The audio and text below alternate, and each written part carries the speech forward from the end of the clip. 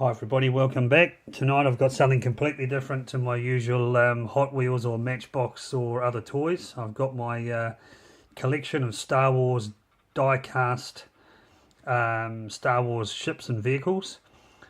These are from 2006 and I bought these off a guy off the internet quite a few years ago. I think they are part of the Titanium series.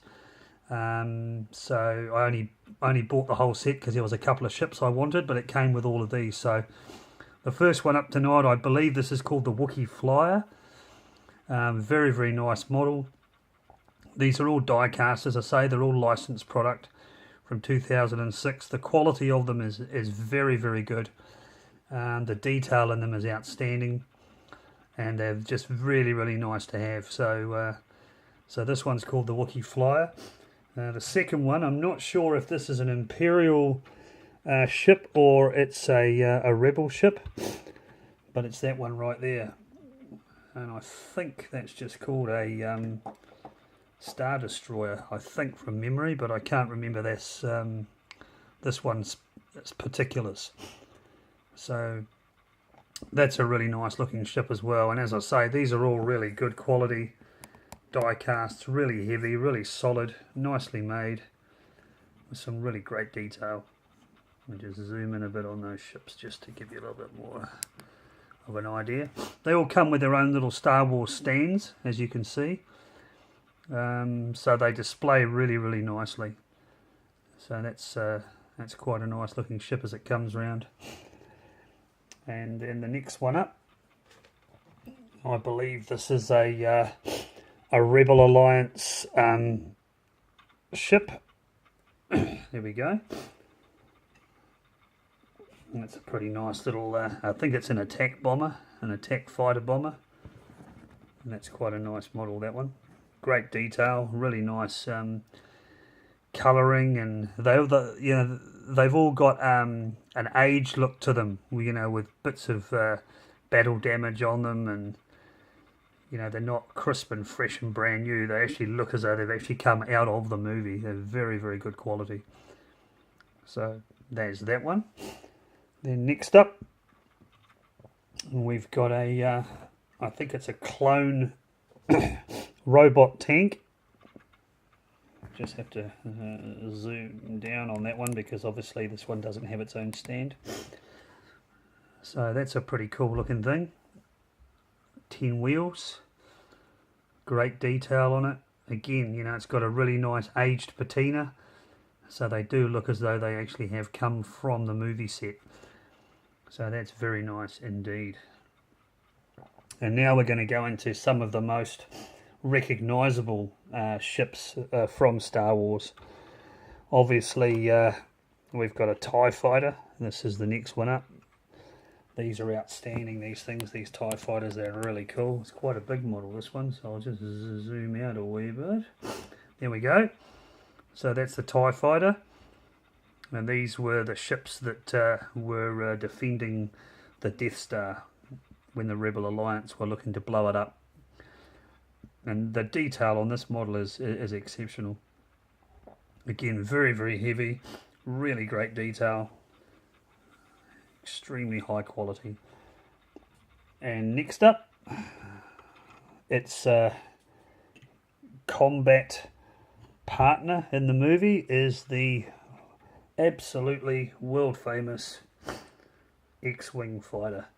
Luke Skywalker and his Rebel Alliance pals flew one of these, and this is a very, very good model. Great detail. Absolutely as it was in the movie. There is literally no difference at all. Everything that is on this as it would appear in the film. So that is pretty cool. That's outstanding. And Luke Skywalker flew that when he attacked the Death Star, but when he was on his home planet, he used to drive around in that speeder. And that's Luke's speeder, his sand speeder. And again, outstanding detail in that. Very, very good quality model, and that's very cool indeed. And then the last two, I've got a couple, I've got one other model that came with it, even though it's not a ship. It's actually C-3PO. And there he is. He's a very cool droid. And there he is, zooming around. And the only thing that is actually incorrect on this model, and a lot of people don't realise, is that C-3PO actually had one silver leg from the knee down. He wasn't actually all gold. He actually did have a silver leg.